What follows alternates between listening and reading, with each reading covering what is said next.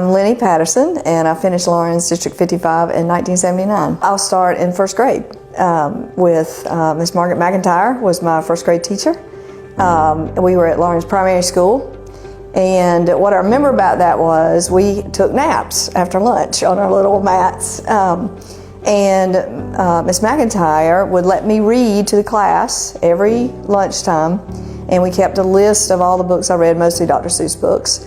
But I think I read like 110 books that year to the class. So that probably started me off, in addition to my father being a avid reader, started me off loving to read. I was very blessed to have wonderful teachers all the way through 55. And I think I remember in 7th grade or 8th grade, I can't remember exactly which one, I had my first male teacher who was Bruce Sin.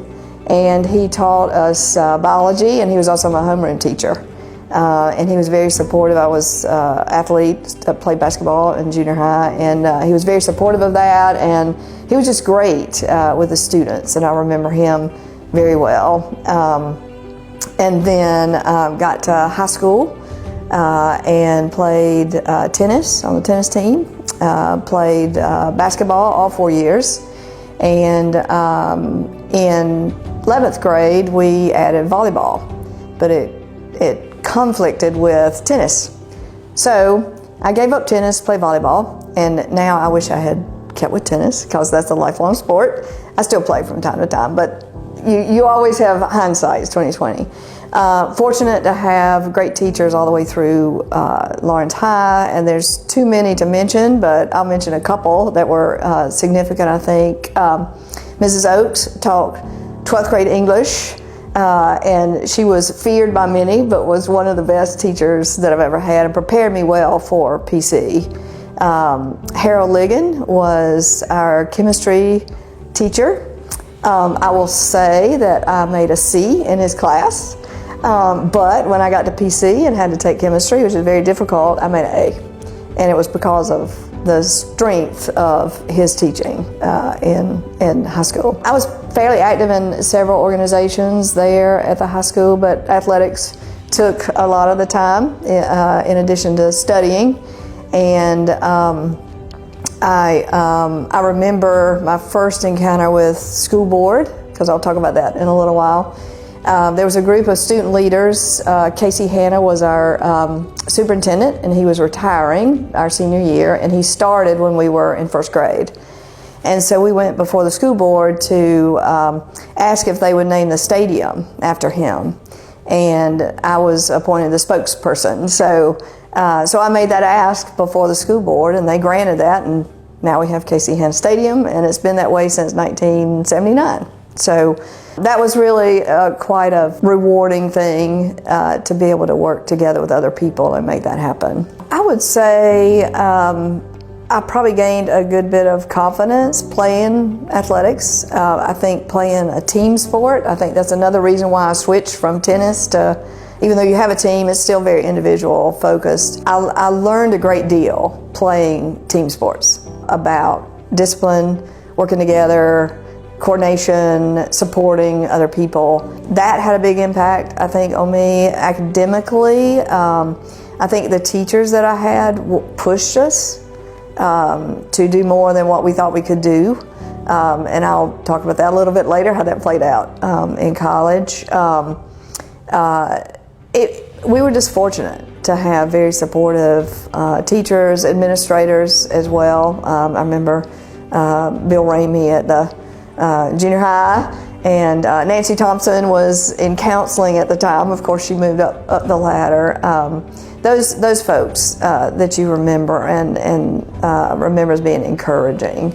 And then living in a community like Lawrence. I will say one of the jokes was in our family, and I use this with my boys later, you can't go anywhere. Somebody's going to see you and they will know you, and I will know where you've been before you get back home. And that happened to me once, and that was it. That's all it took to be in the wrong place at the wrong time. So to have a supportive community, and we were members of First Presbyterian Church, and growing up there and doing youth group, and we would work. We youth group would also work with First Baptist and First Methodist. We would do things together, and so it was just a great community to grow up in. I applied to one college, and that was Presbyterian College. At the time, I knew what I wanted to do and be. I wanted to be a guidance counselor, again, because of the folks that had been engaged with me through N55. And so PC at the time had the only certification in guidance counseling as an undergraduate within 4 years. So I started, sophomore year, the state changed it, and you had to have a master's degree. So I ended up majoring in psychology, but that was why I initially came to PC. Lived on campus. I will say, being 8 miles away from home, 8 to 10 miles away from home, I never even thought I was that close because of being so engaged here at PC. What I recognized was how well prepared I had been from high school, all the way through, but especially high school preparation. PC is not easy, very difficult. What I learned here more than anything was how to think, how to find answers, how to explore things. And I just remember writing papers and professors saying, there's not necessarily a wrong answer to this, but you better have your facts to back it up. I owe a great deal to PC for who I am today and where I am. Professors here are amazing.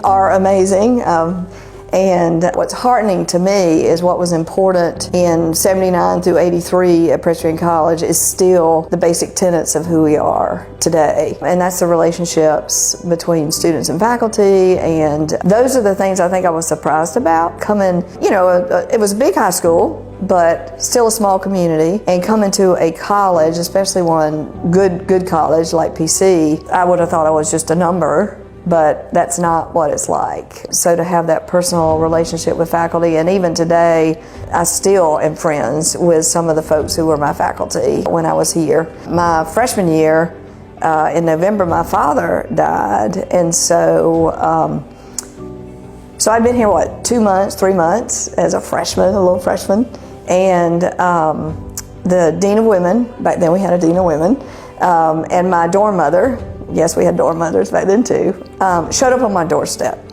And that endeared me to PC. That's why I'm here today.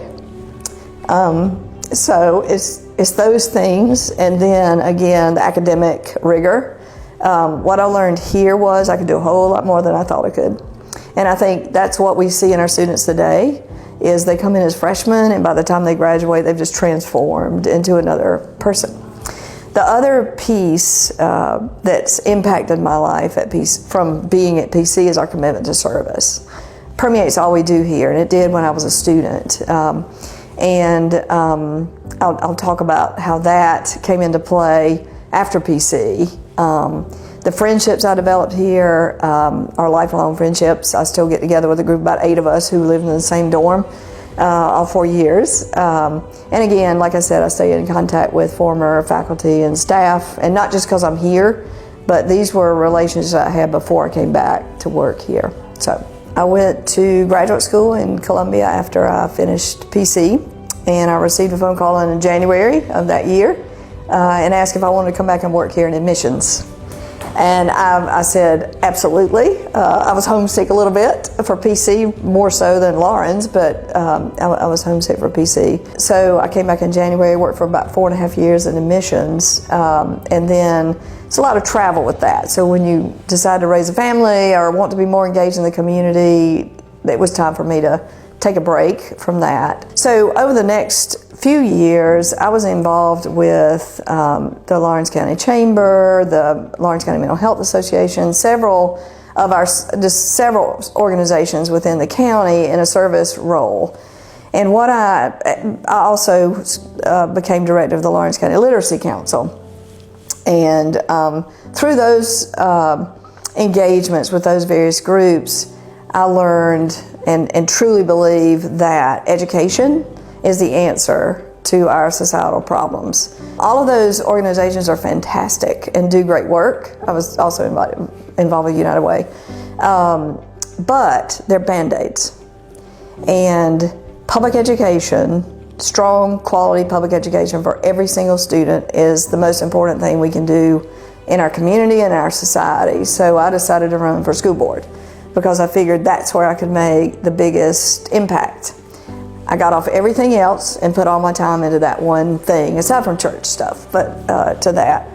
Ran for school board in '95 and won that election. I served for 16 years on the board. Right around the time Ed Taylor came, I think he had just come in when I got on the board. And I remember going to a board meeting before I ran, and he laid out 21 things he wanted to accomplish while he was here. And when I got off the board, and after 16 years, we'd accomplished everything but one, and that was a modified calendar, and now we have it.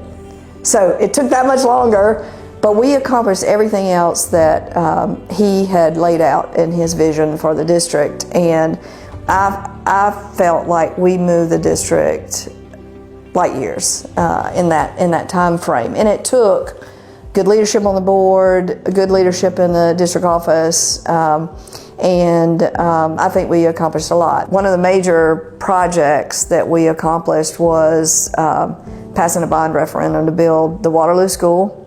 We added on to virtually every other school in the district. That was when we got rid of all of our mobile units, and we had to go 3 times.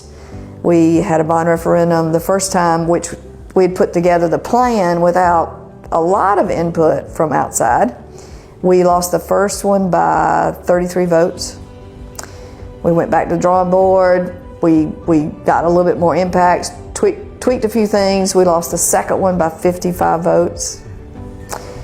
Third time, Ed Taylor, his vision, he pulled all the naysayers around a table, called it a Blue Ribbon Task Force, which is what we did. So there was, King Dixon was the chair of that Blue Ribbon Task Force. And we had negative people who were fighting against it, but they weren't all on the same page. There were 3 different factions. So we brought them around the table, took a lot of negativity, but they were able to voice what they thought. And we provided data, we provided information, we listened to them. And at the end of that, they supported the third. And we won it by 76% vote. So that's visionary, that's courage, that's the right thing to do. I learned a lot from that Blue Ribbon Task Force. So that was something that we were extremely proud about because it impacted every school in our district and provided that school in Waterloo for children who were on a bus for hours. The Montessori program started then.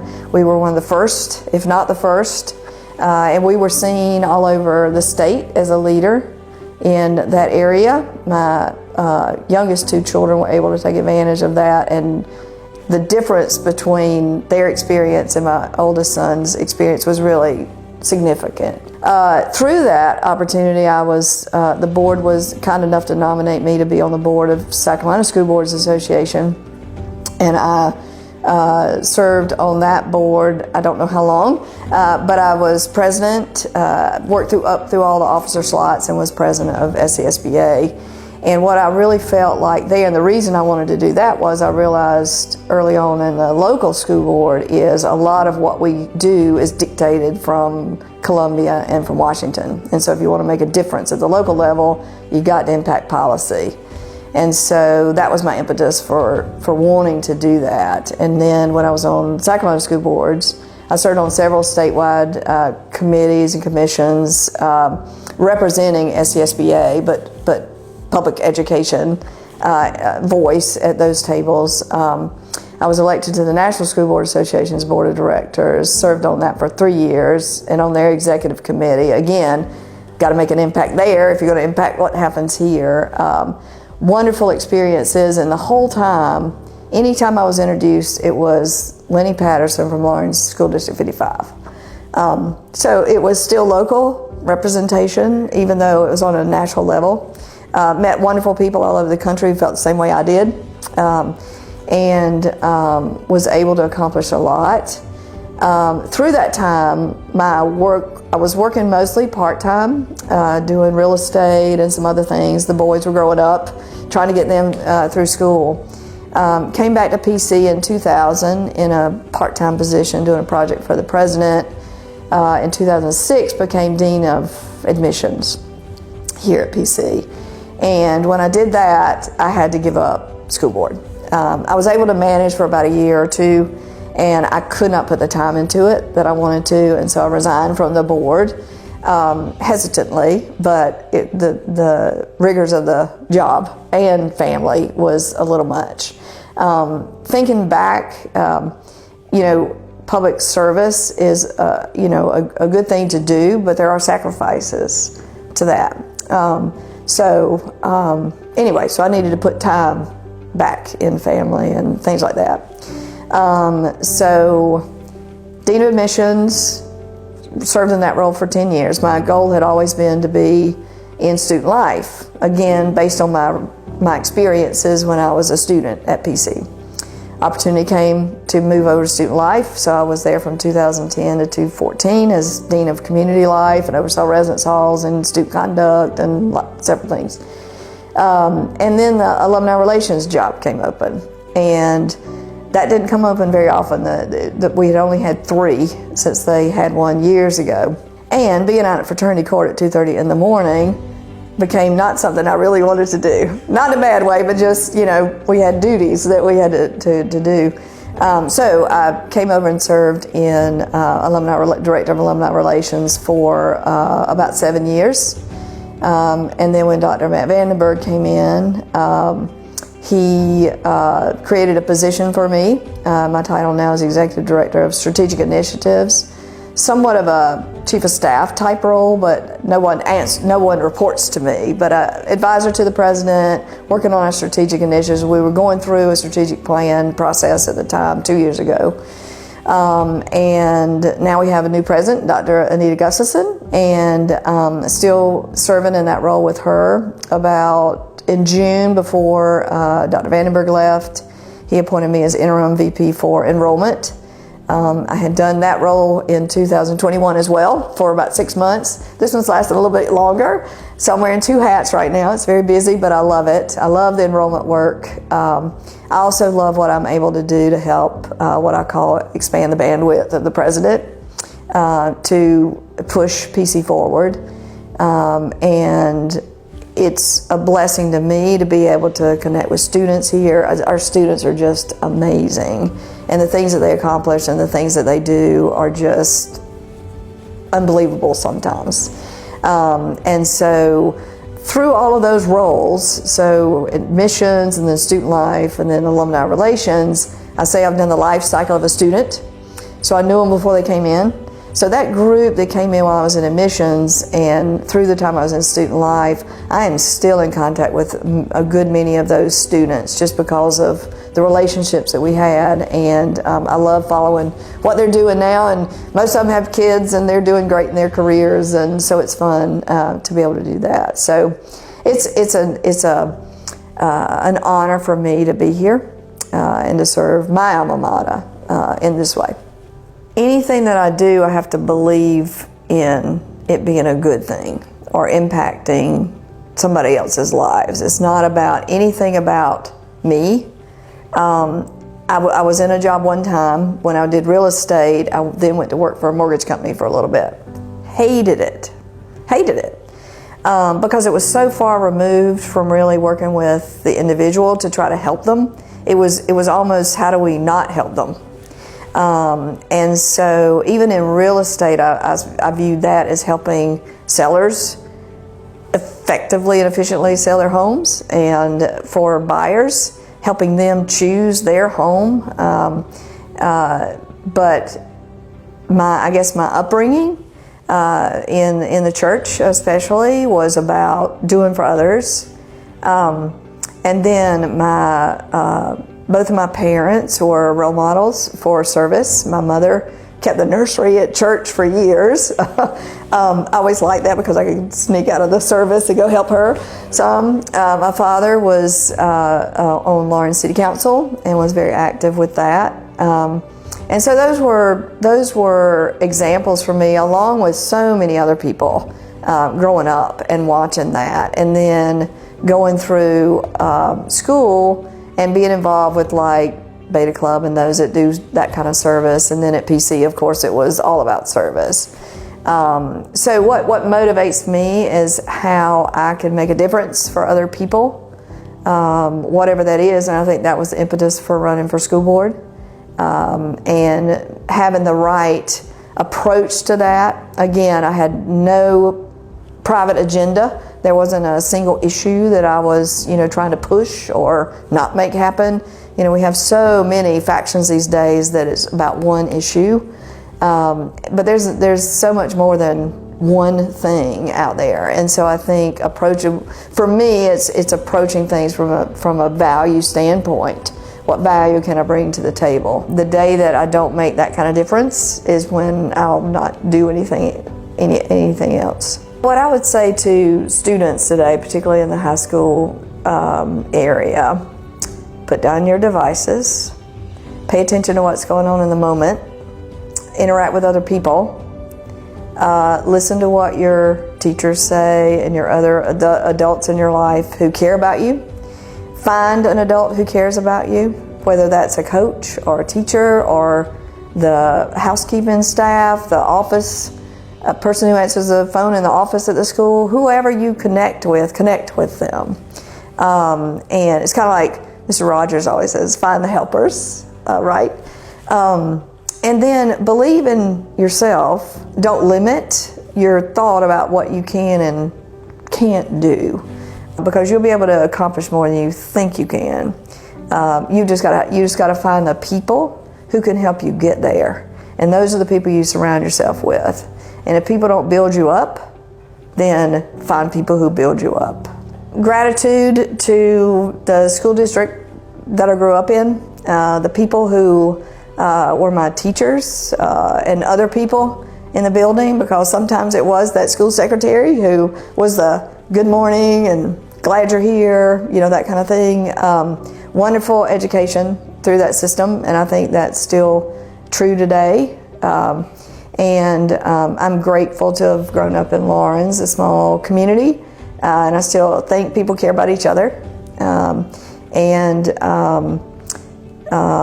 I'm thankful because I wouldn't be here had I not had that experience, and I wouldn't have gotten into PC without that good education, and so I'm thankful for that as well. And so I'm Leni Patterson, and once a Raider, always a Raider.